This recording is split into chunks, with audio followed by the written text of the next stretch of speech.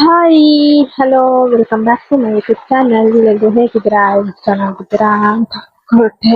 ಇವತ್ತು ಅಮ್ಮನ ಮನೆ ಲಾಸ್ಟ್ ಇದೆ. ಇವತ್ತು ಸಂಜೆ ನಾನು ಮನೆಗೆ ಇತ್ತು. ಹಾಗಾಗಿ ಇವಾಗ ಸ್ವಲ್ಪ ಇಲ್ಲ ಮನೇಲಿ ಅಂತ ಮಾಡೋದಿಲ್ಲ. ನಿನ್ನೆ ಇದು ಮಾಡ್ಲಿಲ್ಲ. ನಾನು ನಿನ್ನೆ ಇಲ್ಲಿ ಬಂದ್ಮೇಲೆ ಒಂದೆರಡು ಬ್ಲಾಗ್ ಎಡಿಟ್ ಮಾಡಿದ್ವಿ. ಅದನ್ನ ಮಾಡಿದೆ ಅಂತಂದ್ರೆ ಇಲ್ಲಿ ನೆಟ್ವರ್ಕ್ ವೈಫೈ ಇರೋದ್ರಿಂದ ಬೇಗ ಬೇಗ ಎಡಿಟ್ ಮಾಡಿ ಅಪ್ಲೋಡ್ ಬೇಗ ಮಾಡ್ಬೋದು. ಮನೆಗೆ ಹೋದ್ಮೇಲೆ ಒಂದೊಂದು ಬ್ಲಾಗ್ ಅಪ್ಲೋಡ್ ಮಾಡಿದ್ರೆ ತುಂಬಾ ಟೈಮ್ ಬೇಕು ನಂಗೆ. ಒಂದು 2 ದಿನ ಬೇಕು ಅಪ್ಲೋಡ್ ಆಗ್ತಿಲ್ಲ. ಅದಕ್ಕೋಸ್ಕರ ಇಲ್ಲ ಚೆನ್ನಾಗಿ ಅಪ್ಲೋಡ್ ಆಗ್ತೈತೆ. ನಿನ್ನೆ ಇಲ್ಲಿ ಬ್ಲಾಗ್ ಎಡಿಟ್ ಮಾಡ್ತಾ ಇದ್ದೆ. ಹಾಗೆ ಇವತ್ತು ಹೋಗಿ ಬ್ಲಾಗ್ ಮಾಡುವ ಅಂತ. ಮಳೆ ಬರ್ತಿತ್ತು. ಮಳೆ ಸೌಂಡ್ ನಿಮ್ಗೆ ಕೇಳಿಸ್ತಿಲ್ಲ ಅಂತ. ಹಾ, ಇವಾಗ ಮಳೆ ಬರ್ತಿತ್ತು ಹೊರಗಡೆ ಇದ್ದು ಇವಾಗ ಸ್ವಲ್ಪ ಹಾಗೆ ಸುಮ್ಮನೆ ಕೂತಿದ್ನಲ್ಲ, ಸ್ವಲ್ಪ ಫೇಶಿಯಲ್ ಮಾಡ್ಕೊಳ್ಳೋ ಅಂತ ಮಾಡ್ಕೊಂಡೆ. ಆ, ಹಾಗೆ ಇವತ್ತೀಗ ಮನೆಗೆ ಹೋಗ್ತಿದ್ದ. ಸಂಜೆ ಒಂದು 5 ಗಂಟೆಗೆ ಮನೆಗೆ ಹೋಯ್ತು. ಅಲ್ವಾ, ಆದಷ್ಟು ನಿಮ್ ಜೊತೆ ಶೇರ್ ಮಾಡ್ತೇವೆ. ಇನ್ನು ಯಾರೆಲ್ಲ ನಮ್ಮ ಚಾನಲ್ ನ ನೋಡದೆ ಸಬ್ಸ್ಕ್ರೈಬ್ ಮಾಡದೆ ವಿಡಿಯೋ ನೋಡ್ತಿದ್ರೆ ಪ್ಲೀಸ್ ಸಬ್ಸ್ಕ್ರೈಬ್. ಇವಾಗ ನಾನು ಬರ್ಡೇ ಕೇಕ್ ಇದ್ದಿದ್ದ ಹಾಗೆ ಫ್ರಿಜ್ ಅಲ್ಲಿ ಇತ್ತು, ಅದನ್ನ ತಿಂತಾ ಇದ್ದೆ. ತಿಂದ ಹಾಗೆ ಸ್ವಲ್ಪ ಹೊತ್ತು ಟಿವಿ ನೋಡುವ ಅಂತ ನಾನು ಯೂಟ್ಯೂಬ್ ಅಲ್ಲಿ ಬ್ಲಾಗ್ ಎಲ್ಲ ಬೇರೆಯವರ ಬ್ಲಾಗ್ ಎಲ್ಲ ನೋಡ್ತಾ ಇದ್ದೆ. ಹಾಗೆ ಬೇಜಾರಾಗ್ತಿತ್ತು, ಅದನ್ನೇ ನೋಡುವ ಅಂತ ಇವಾಗ ನೋಡ್ತಾ ಇದ್ದೆ.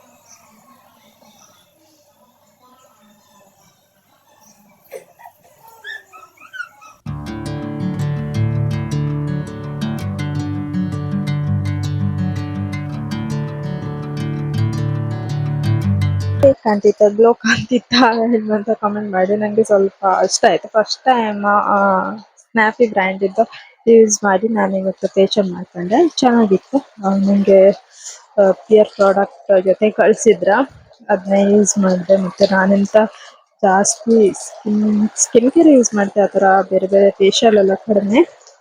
ಹಾಗೆ ಇವಾಗ ನೋಡ್ಬೋದು ಹೊರಗಡೆ ವೆದರ್ ಚಂದ ಇತ್ತ. ಫುಲ್ ಹತ್ರನೇ ತೋಟ ಇರ್ತದ್ರಿಂದ ಫುಲ್ ಗ್ರೀನ್ ಆಗಿ ಕಾಣ್ತಿತ್ತು. ಬೇರೆ ಮಳೆ ಬರ್ತಿತ್ತು.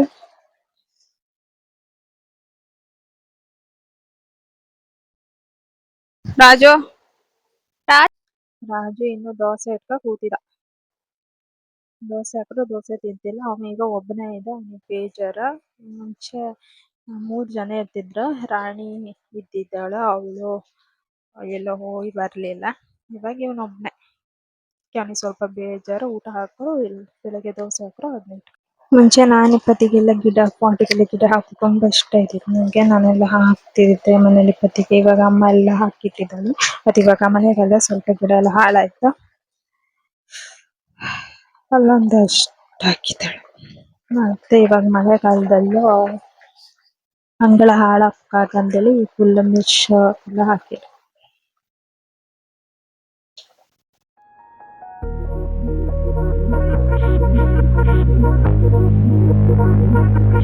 Hate it when my doubts and my fears swell up like the ocean.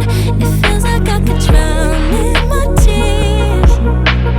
Everything's overflowing. Scared that I won't get it right, get it right. My nerves are working overtime, overtime. Tell myself to calm.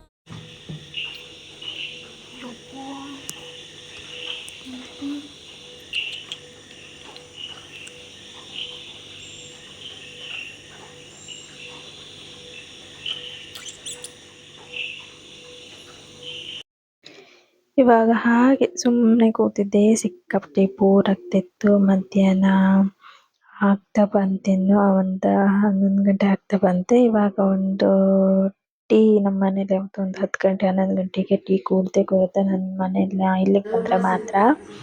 ಹಾಗೆ ಅಮ್ಮ ಅಂತ ಮಾಡಿಕೊಟ್ರೆ ನಾನು ಇದನ್ನೆಲ್ಲ ತಿಂತಿಲ್ಲ ಇಷ್ಟಾದಲ್ಲಿ, ಇವತ್ತೆಂತಕ್ಕೋ ತಿಂಬ ಅಂತ ಅನ್ನಿಸ್ತಪ್ಪ, ಹಾಗೆ ತಗೊಂಡು ಇವಾಗ ತಿಂದೆ. ಹಾಗೆ ಮಧ್ಯಾಹ್ನ ಊಟ ಮಾಡಿ ಮಲ್ಕೊಂಡ್ಬಿಟ್ಟೆ ಒಂದು 4 ಗಂಟೆವರೆಗೆ. ಇದು ನೆಕ್ಸ್ಟ್ ಡೇ. ನಿನ್ನೆ ಹೇಳಿದ್ದೆ ನಾನು ಮನೆಗೆ ಹೋಗ್ತೆ ಸಂಜೆ ಅಂತ, ಆದರೆ ಹೋಗಕ್ಕ ಇಲ್ಲ, ಇವತ್ತು ಅಮ್ಮನ ಮನೆಯಲ್ಲೇ ಇದ್ದೆ. ಎಂತ ಅಂದರೆ ನಿನ್ನೆ ಹೋಯ್ಕಂತ ಅಂದ್ಕೊಂಡೆ, ಹೋಗ್ತಾ ಇಲ್ಲ, ಎಂತ ಮಾಡೋಕ್ಕಾಗ್ತಿಲ್ಲ. ಕೆಲವೊಂದ್ಸಲ ಹಾಗೆ ಆಗ್ತೀಗ ಹೋಯ್ಕಂದೆಲ್ಲ ಹೋಗ್ಕಾಗ್ತಿಲ್ಲ, ಹಾಗೆ ಎಂತ ಮಾಡೋಕ್ಕಾಗ್ತಿಲ್ಲ.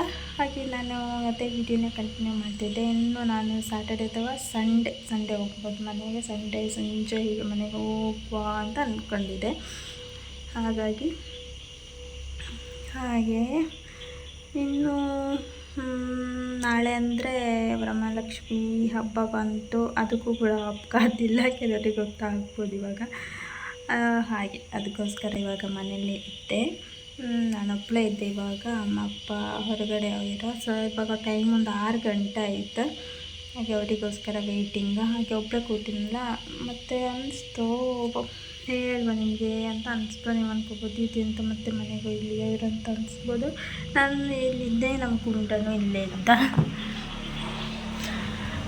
ಇಲ್ಲಿದ್ದ ಗುಂಡ ಮಲ್ಕೊಂಡಿದ್ದ. ಗುಂಡ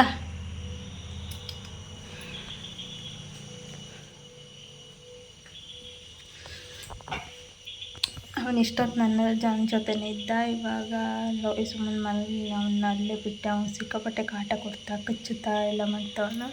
ಹಾಗೆ ನಾಳೆನೂ ಹಬ್ಬ ಕೊಯ್ಕತ್ತ. ಮೋಸ್ಟ್ಲಿ ನಾನು ಹಾಗೆ ಅಂದ್ಕೊಂಡಿದ್ದೆ, ಮನೆಗೆ ಹೋಗಿ ಇವಾಗ ನಿನ್ನೆ ಮನೆಗೆ ಹೋಯ್ತು. ಇವತ್ತು ನಾನು ಹಬ್ಬಕ್ಕೆಲ್ಲ ವರಮಹಾಲಕ್ಷ್ಮಿಗೆ ಅಂತೆಲ್ಲ ಸ್ಯಾರಿ ಎಲ್ಲ ಸ್ಟಿಚ್ ಮಾಡಿದ್ದಿದೆ. ಅದನ್ನ ತಗೊಂಡು ಮತ್ತು ಫ್ರೈಡೇ ಮತ್ತು ನಾನು ಟೆಂಪಲಿಗೆ ಬಂದು, ಕಮಲೇಶ್ವರಿ ಟೆಂಪಲಿಗೆ ಬಂದು ಮತ್ತೆ ಮನೆಗೆ ಹಾಗೆ ಹೋಗ್ಬೋದಂತ ಅಂದ್ಕೊಂಡಿದ್ದೆ. ಆದರೆ ನಿನ್ನೆ ನಾವೇ ಹೊರಗಡೆ ಆಯಿತು, ಹೋಗ್ಕಿಲ್ಲ, ಮನೆಗೆ ಹೋಗ್ತಿಲ್ಲ. ಈಗ ಹಬ್ಬಕ್ಕೂ ನಾಳೆ ಪೂಜೆಗೆ ಹೋಗ್ಕಿಲ್ಲ. ಅಂತ ಮಾಡೋಕ್ಕಾಗ್ತಿಲ್ಲ. ಕೆಲವೊಂದು ಸಲ ಹಾಗೆ ಆಗ್ತದಲ್ಲ, ಹೇಳೋಕ್ಕಾಗ್ತಿಲ್ಲ. ನಮ್ಮ ಹೆಣ್ಮಕ್ಳದ್ದು ಕತೆ ಅಷ್ಟೇ. ನಿಮಗೆ ಬ್ಯಾಕ್ಗ್ರೌಂಡ್ ಒಂದು ಮ್ಯೂಸಿಕ್ ಹೇಳ್ಬೋದು. ಒಂಥರ ಹುಳ ಕೂಗೋದದ್ದು ಇವಾಗ ಇಲ್ಲಿ ಜಾಸ್ತಿ. ನಾವೆಲ್ಲ ಮನೇಲಿ ಇಪ್ಪತ್ತಿಗೆ ಅಷ್ಟು ಗೊತ್ತಿಲ್ಲ, ಕುಂದಾಪುರದ ಇಪ್ಪತ್ತಿಗೆ ಇಲ್ಲ ಇನ್ನು ಜಾಸ್ತಿ ಕಿರಿಕಿರಿ. ನಮ್ಮದೆಲ್ಲ ತೋಟ ಇತ್ತಿತ್ತಲ್ಲ, ಇಲ್ಲೆಲ್ಲ ಹೊಲನೂ ಹತ್ತಿರ ಅಲ್ಲ, ಅದಂತೂ ಜಾಸ್ತಿ. ಹಾಗೆ ನನ್ನ ವಯಸ್ಸಿಗೆ ಅದ್ರ ವಯಸ್ಸು ಜಾಸ್ತಿ ಕೇಳ್ತಿರ್ಬೋದು ನಿಮಗೆ. ಹಾಗೆ ಇನ್ನೆಂತ ಇಲ್ಲ, ಎಂಥದ್ದು ಇದ್ದರೆ ಶೇರ್ ಮಾಡ್ತೆ.